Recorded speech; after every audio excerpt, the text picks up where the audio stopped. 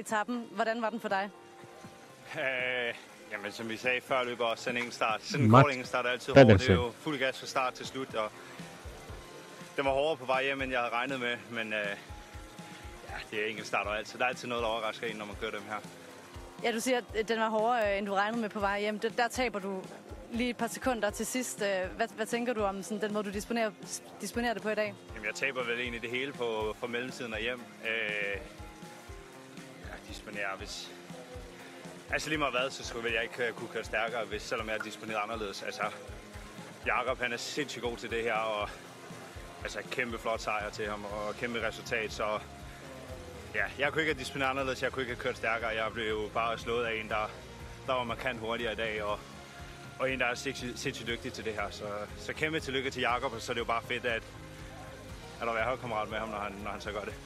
Og så holder du Niklas Larsen bag dig på 100 dele af sekunder, men trods alt altså stadigvæk i forhold til klassementet. Hvilken situation er du og også resten af holdet i lige nu?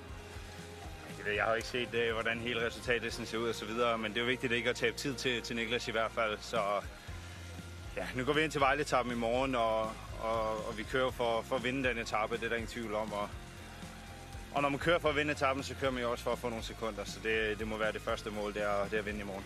Ja, for jeg tænker også både med gode enkeltstarter, Søren Krag, Skelmose og så også Søderqvist. Det betyder også, at I har mange kort at spille ud på sådan en vigtig etape som Vejle i morgen. Ja, og vi har også en Albert, så vi har folk nok, det er forkert at sige folk nok, men vi har folk, der godt kan tage fat og gøre det farligt for resten af feltet. Så selvfølgelig står vi i en gunstig situation, men det kan også hurtigt gå den gale vej, så man skal ikke tro, man er alt for meget, før løbet er kørt.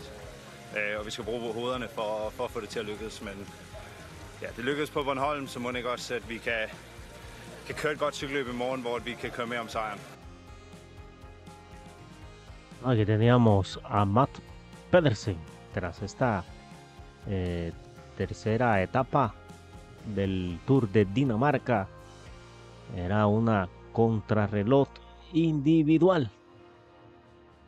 Aproximadamente unos 14.3 kilómetros era la etapa en el día de hoy. Esta contrarreloj individual que fue ganada por Jakob Söderqvist. 15 minutos 28 segundos 8 milésimas. Segundo lugar para el belga Alex Segaer, que quedó a 5 segundos 89 milésimas. Y tercero el danés Matt Pedersen, que quedó a 14 segundos 2 milésimas. Si le echamos un vistazo a la general, se sigue manteniendo en punta Matt Pedersen de Lidl Trek, 6 horas 28 minutos 29 segundos. Segundo lugar para su compatriota Niklas Larsen a 10 segundos. Y tercero, Jakob Söderqvist a 34 segundos.